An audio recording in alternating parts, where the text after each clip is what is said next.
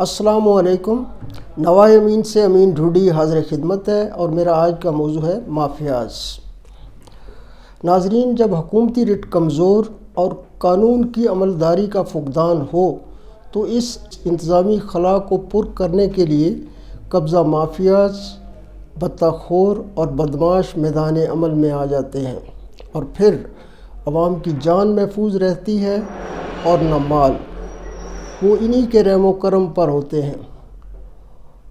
یاد رکھیں، جب معاشرہ میں بے چینی بڑھتی ہے، انصاف نہیں ملتا، ان کی جان و مال بدماشوں، گنڈوں اور بطہ خوروں کی سینہ زوری کی نظر ہو جائے تو پھر بغاوتیں جنم لیتی ہیں، تاج اچھالے جاتے ہیں اور بعض صورتوں میں ملک بھی ٹوٹ جایا کرتے ہیں۔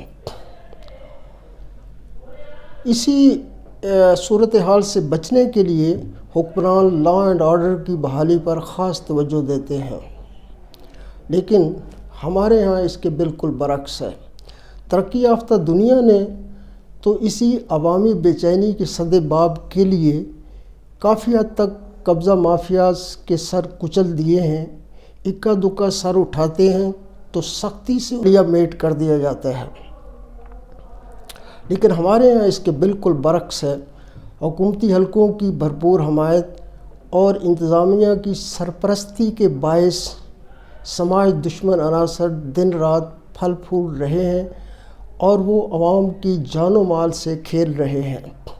ایک رپورٹ کے مطابق لاہور جو صوبائی دارالحکومت ہے، وہاں 238 سماج دشمن عناصر سرگرم عمل ہیں۔ ان میں کینٹ ڈویژن جو فوجی علاقہ ہے وہاں 109، سٹی ڈویژن 53، صدر 25، علامہ اقبال ڈویژن 24 اور سول لائن ڈویژن پر 13 بدماشوں کا راج ہے۔ ان میں شاہیہ پہلوان، تیفی بٹ، بلا ٹرکاں والا، منشا بم، ایک صحافی، ایک تھیٹر مالک اور ایک امام مسجد شامل ہیں۔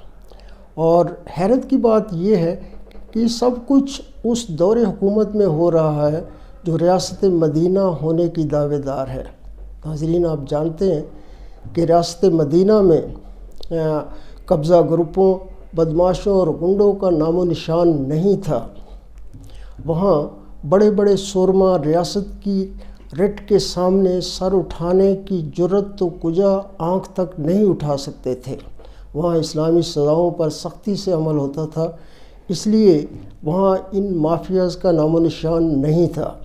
ناظرین، قبضہ گروپ، بطہ مافیاز اور یہ دشمن عناصر کیوں پھلتے پھولتے ہیں؟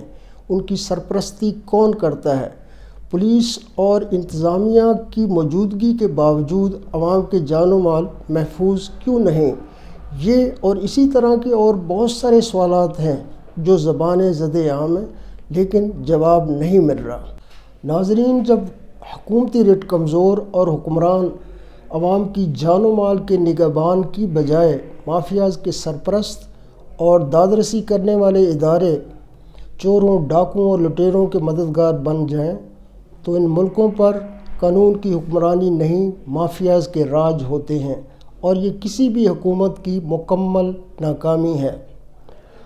عوام کی جان و مال کی حفاظت حکومت کی ذمہ داری ہے۔ امید ہے وہ مافیاز اور ان کے سرپرستوں کے سامنے سرنڈر کرنے کی بجائے سختی سے ان کے سر کچل دے گی۔ کوتاہی کی تو وقت کا پہیہ الٹا گھومے گا اور پھر تمہاری بھی داستان ہوگی داستانوں میں۔